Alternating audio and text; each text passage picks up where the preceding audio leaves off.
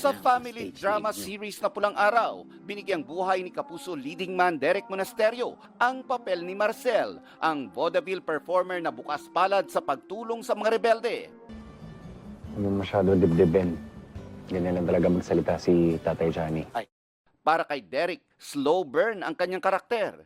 Ipapakita kasi sa paggulong ng serye ang halaga ng kanyang katauhan mula sa isang tahimik na stage actor.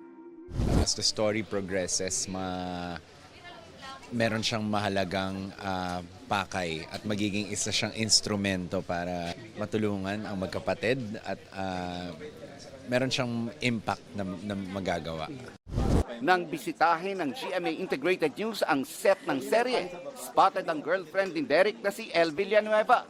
Emotional support daw ang naibibigay ni El sa kanya lalo pat matitindi ang mga eksenang kinukunan nila.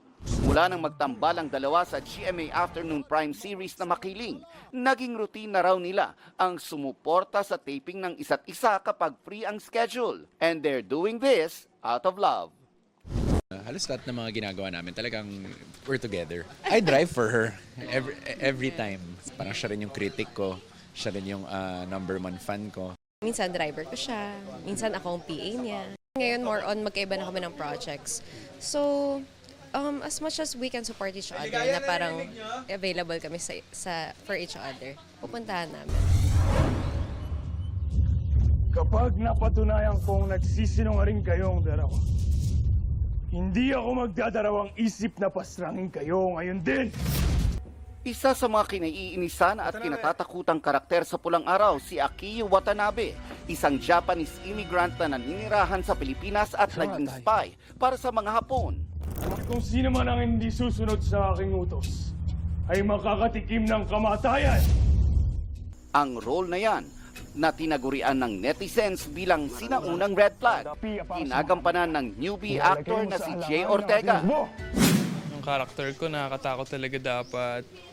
Pero sa totoong buhay, soft-spoken at palangiti si Jay. Nahihirapan ako sa part na yun kasi hindi talaga ako ganun sa personal.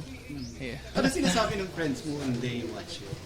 Yung iba, syempre nagugulat. Yung iba natatawa. Yung iba nagugulat. Ganun yung acting ko sa screen. Ganun. Bukod sa kakaibang personality, malaki rin ang ibinibigay niyang effort sa pagsasalita ng Nihongo. この家を徹底的に捜索せよ。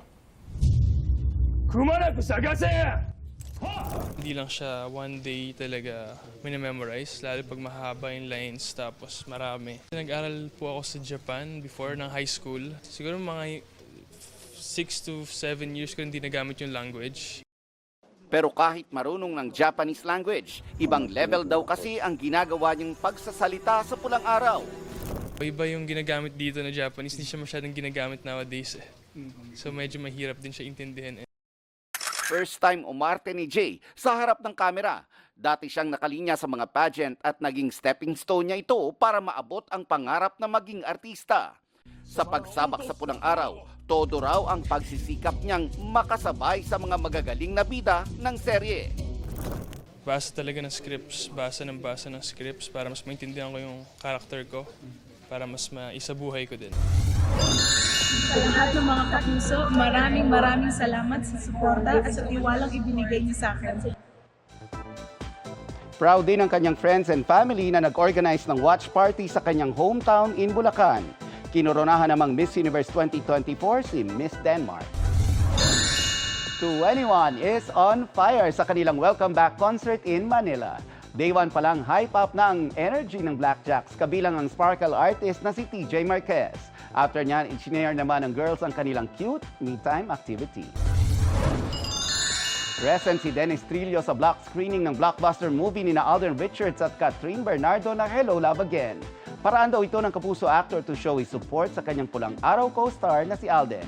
And speaking of Pulang Araw, dapat din daw abangan ang mga pasabog sa serye sa kanilang last 6 weeks.